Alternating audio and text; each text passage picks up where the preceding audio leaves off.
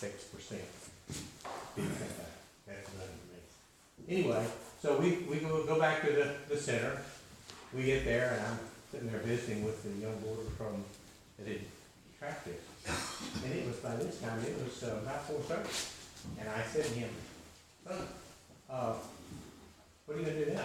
You're home for the night? He said, oh no, I'm going back out. That's the kind of dedication we have. The biggest problem we have with Border Patrol is they have no direction in Washington, D.C.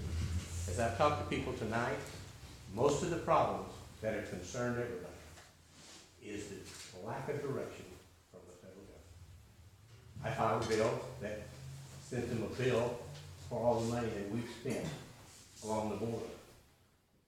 Being a former banker, I didn't always get all my due bills paid. Sometimes they said they were the money. They didn't come in for the money. But anyway, we have a serious, serious problem of border security. I believe that there's a stronger commitment from Governor Abbott, from Lieutenant Governor Patrick, and from Speaker Strauss to continue to address that, particularly with the hope and promise that we're going to have an election, and we will have someone coming in that have more of a perspective of what the problems are along that border. And I think I would tell every one of you, we hear it, I've heard it all my life, it's the most important election of your life.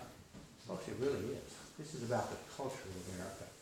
You have people that truly are coming here and want to change on American culture. Fight it on a regular basis. I've asked the Attorney General to help us with the Sharia law opinion, and the problem there is we had a bill that was moving in the House. I had one, and there was another member that had one. And his bill was one that had wide support from outside the House. But it was going for everything. And the one thing that I did learn the years I've been down there is legislative victories are 1 inch at a time. You don't always get the whole after when you want to go after something. You have to incrementally attack it.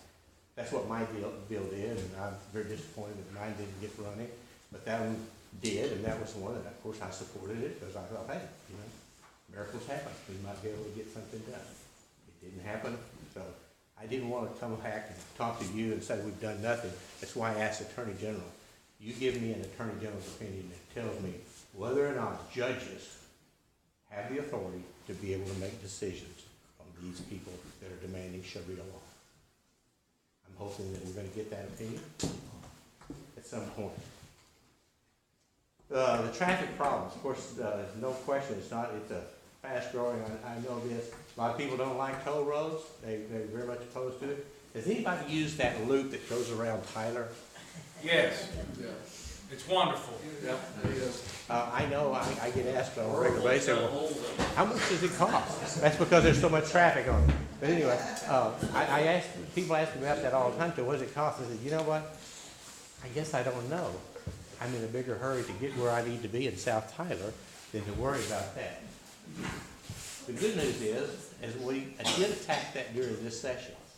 We did reach out. In fact, you people, the good people of House District 2, did an outstanding job of supporting the amendment that was on the constitutional amendment so that we could start ending those diversions.